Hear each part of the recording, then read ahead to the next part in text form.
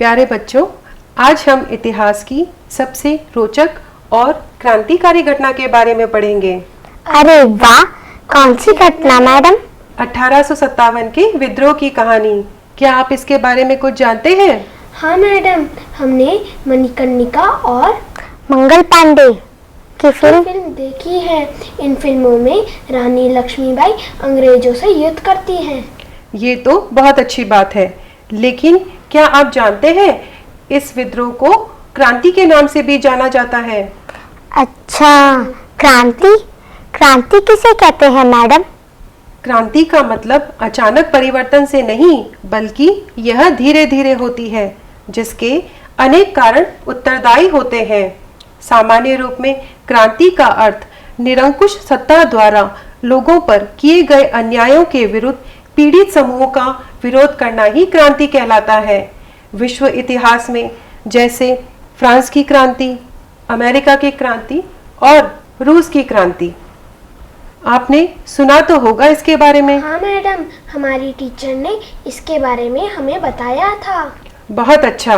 भारतीय इतिहास में भी ईस्ट इंडिया कंपनी के विरुद्ध 1857 में क्रांति अचानक नहीं हुई, बल्कि 1757 में ब्रिटिश सत्ता के विरुद्ध छोटे छोटे विद्रोहों के रूप में प्रारंभ हुई। उत्तर भारत और दक्षिण भारत में नागरिक विद्रोह, आदिवासी विद्रोह और जनजाति विद्रोह हुए, जिसका सीधा प्रभाव जनता, किसान वर्ग, सिपाही, जमींदार और स्थानीय राजाओं पर पड़ा, जिसकी अंतिम परिणति 1857 के विद्रोह के रूप में हुई। कुछ इतिहासकार इसे भारत का प्रथम स्वतंत्रता संग्राम कहते हैं, तो कुछ ईसाइयों के विरुद्ध धार्मिक विद्रोह, तो कुछ इसे सैनिक विद्रोह कहते हैं। इसकी विस्तृत चर्चा हम दूसरे भाग में करेंगे। पहले भाग में हम 1857 की क्रांति से जुड़े विभिन्न कारणों, विद्रोहियों के नेताओं, विद्रोह कहाँ कैसे प्रारंभ हुआ, इसका विस्तार कैसे हुआ, इन सभी के बारे में चर्चा करेंगे। मैडम, जनता द्वारा बगावत किन कारणों से हुई थी?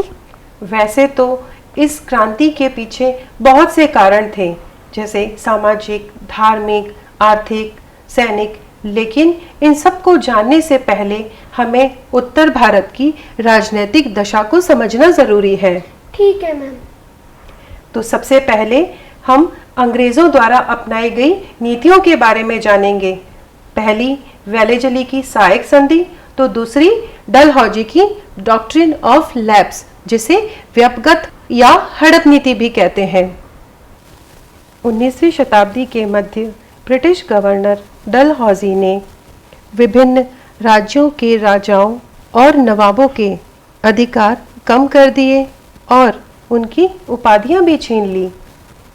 सहायक संधि के तहत उनके दरबार में ब्रिटिश रेजिडेंट नियुक्त किए और उनकी सेना को भंग कर दिया गया, और साथ ही उनके राजस्व संबंधी अधिकार भी कम कर दिए।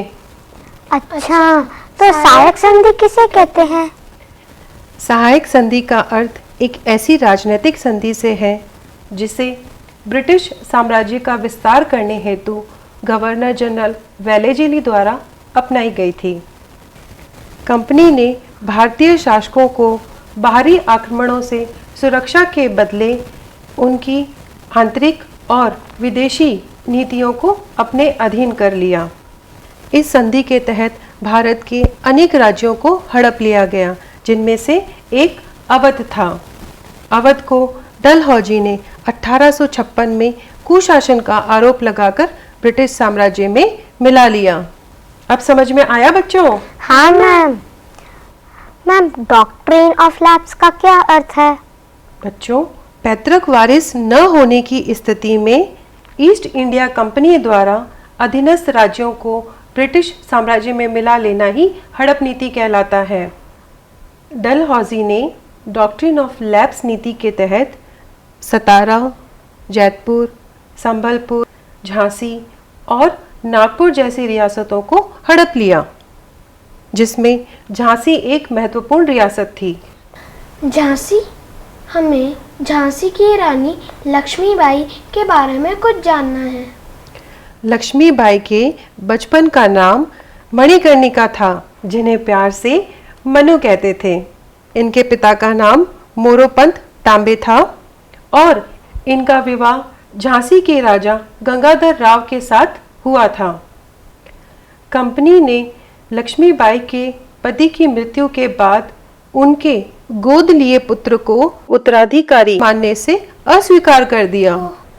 इसी क्रम में पेशवा बाजीराव द्वितीय के पुत्र नाना साहेब, जो कानपुर में रहते थे, उनकी पेंशन बंद करवा दी। क्या? क्योंकि कंपनी का मानना था कि ये पेंशन व्यक्तिगत रूप से बाजीराव द्वितीय को दी गई थी। तब इन शासकों ने अपने अधिकारों को पुनः प्राप्त करने के लिए कंपनी से निवेदन किया, लेकिन कंपनी ने इनके निवेदनों को ठुकरा दिया। मैम, मुगल बादशाह के साथ कंपनी ने क्या किया? डलहौजी ने 1849 में ऐलान किया कि बहादुर शाह जफर की मृत्यु के बाद उनके परिवार को लाल किले से कहीं और बसाया जाएगा और कंपनी द्वारा चलाए गए सिक्कों पर से भी बादशाह का नाम हटा दिया गया। अंतिम रूप से गवर्नर जनरल कैनिंग ने बादशाह के पद को समाप्त करके बहादुर शाह जफर को अंतिम मुगल बादशाह घोषित कर दिया।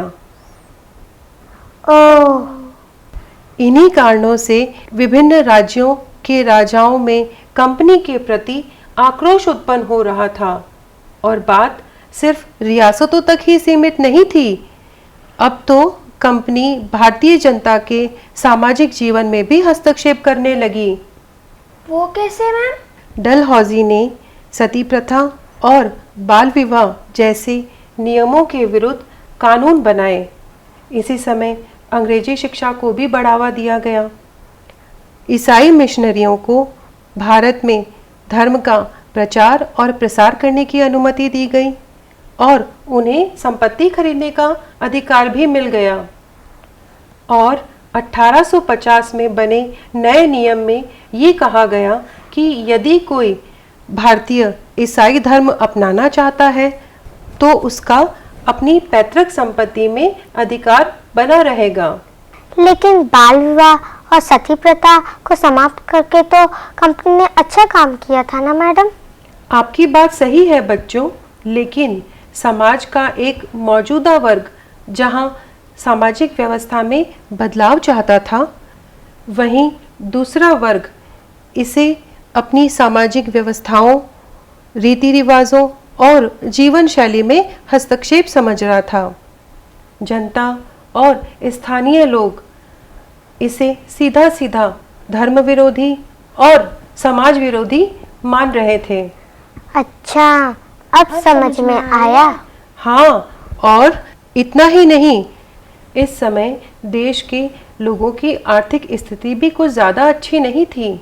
ब्रिटिश शासन में किसानों की दशा अत्यधिक ही दयनीय होती जा रही थी। अत्यधिक लगान और कर वसूली के सख्त तरीकों से किसान वर्ग और जमींदार वर्ग दोनों ही परेशान थे। इधर महाजनों का कर्ज न चुका पाने की स्थिति में उनकी पुश्तैनी जमीनें छीनी जा रही थी। इस समय व्यापार और वाणिज्य की क्या स्थिति थी?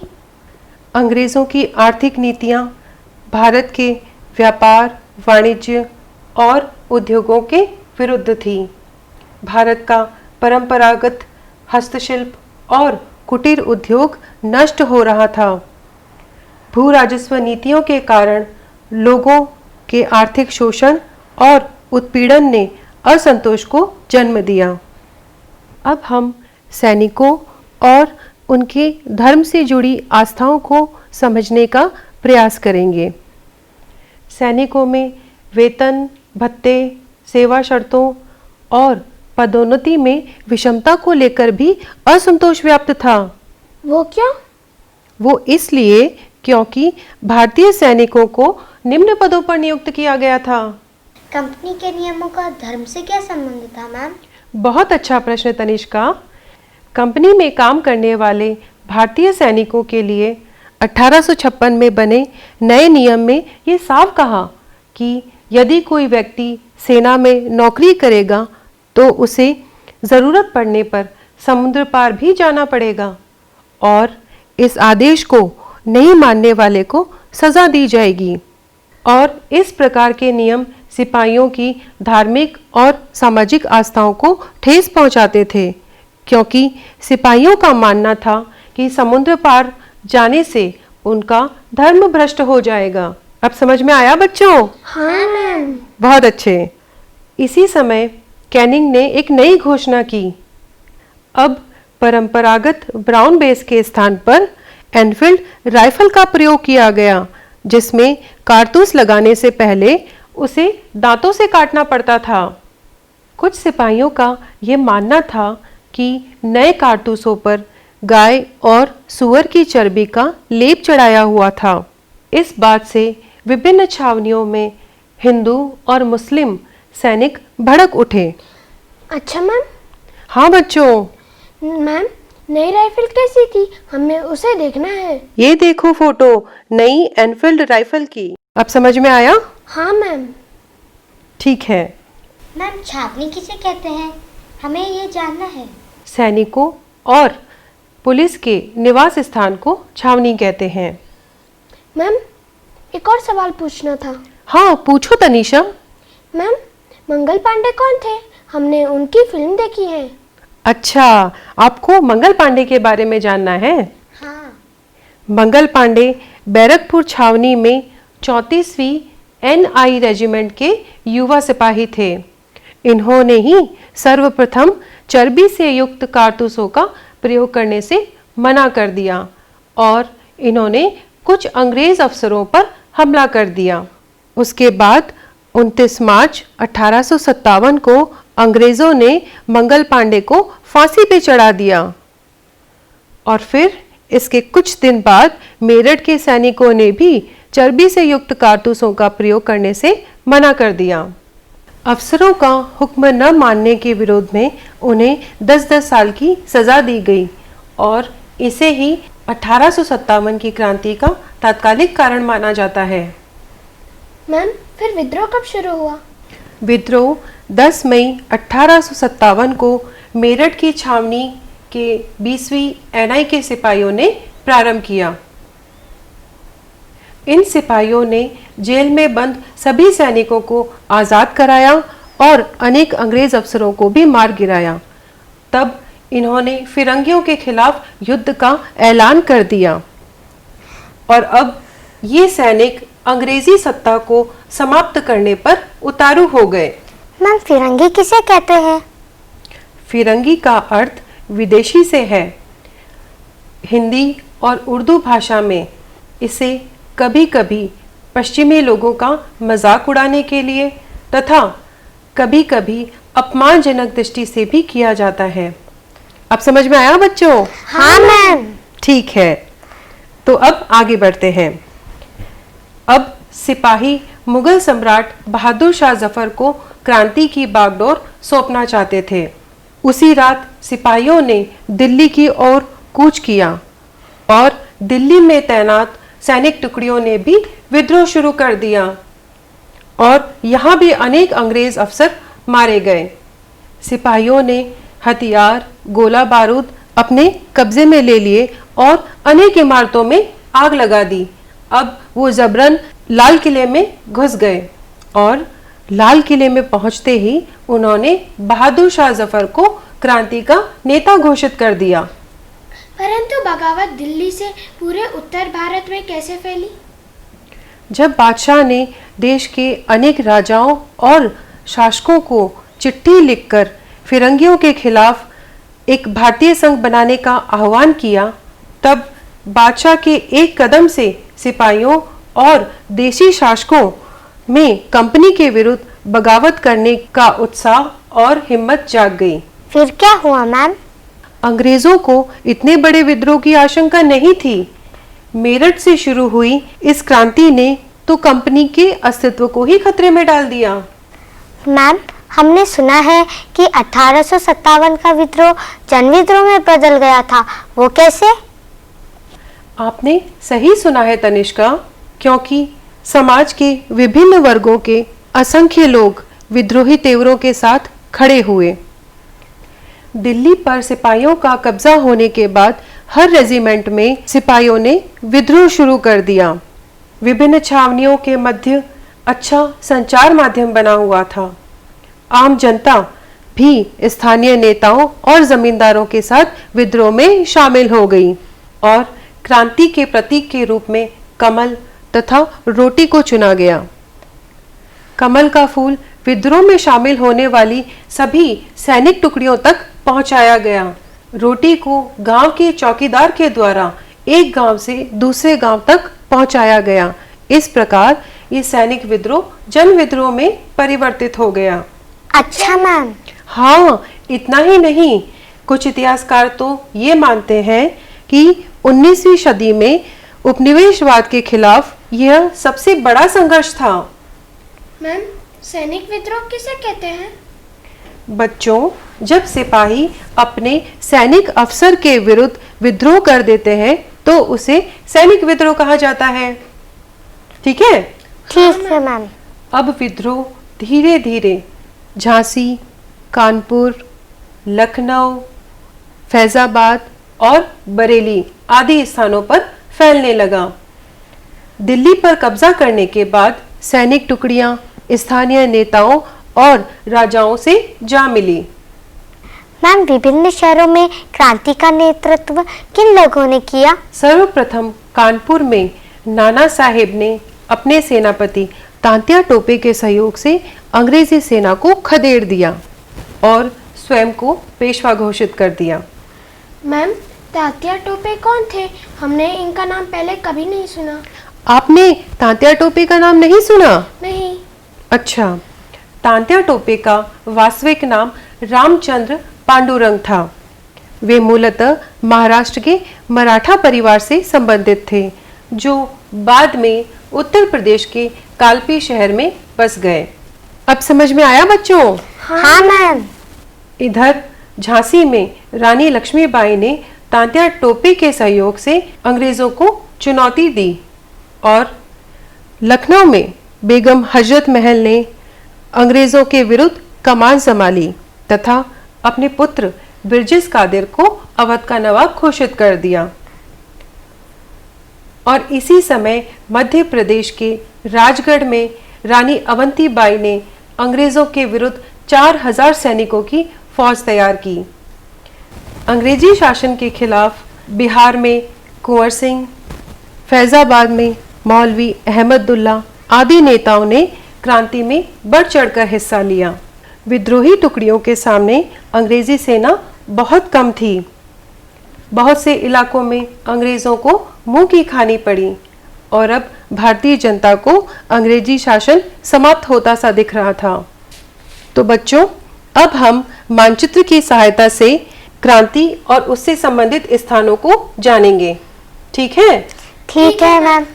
जैसे दिल्ली में बख्त खान ने क्रांति का नेतृत्व किया, कानपुर में नाना साहेब पेशवा और तांत्या टोपे, लखनऊ में बेगम हजरत महल और उनके पुत्र बिरजिस कादिर, तो झांसी में रानी लक्ष्मीबाई और उनके सहयोगी तांत्या टोपे ने क्रांति का नेतृत्व किया, फैजाबाद में मौलवी अहमदुल्ला और बिहार में कुंवर सिंह आदि नेताओं ने विद्रोह का नेतृत्व किया।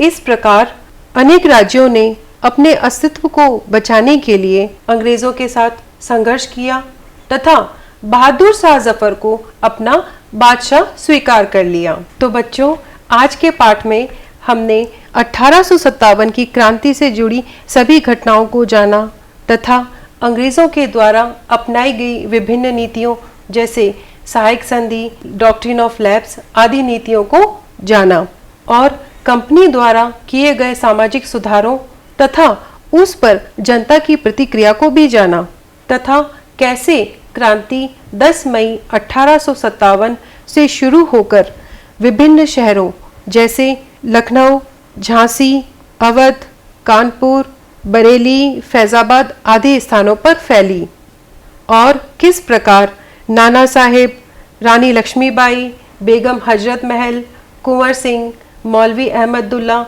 आदि नेताओं ने डटकर अंग्रेजी सेना का सामना किया। अब कुछ समझ में आया बच्चों? हाँ मैम, अब अच्छे से समझ में आया। लेकिन अंग्रेजों ने बगावत रोकी कैसे?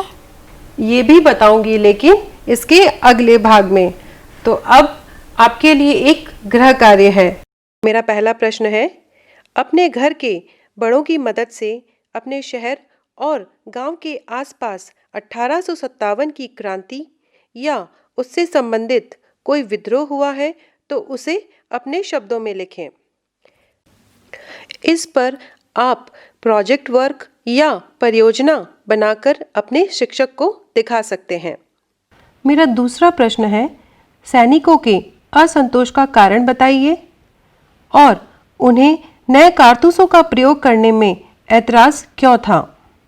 तीसरा प्रश्न, अंग्रेजों द्वारा किस प्रकार भारतीयों के सामाजिक और धार्मिक जीवन में हस्तक्षेप किया गया। और चौथा और अंतिम प्रश्न, 1857 की क्रांति से संबंधित स्थानों को राजनैतिक मानचित्र पर अंकित करें। बिहार, अवध, मेरठ, फैजाबाद और राजगढ़। इन पांचों स्थानों को मानचित्र पर अंकित करने के बाद आप अपने शिक्षक को दिखाएंगे। ठीक है? ठीक है मैम। धन्यवाद मैम। धन्यवाद बच्चों।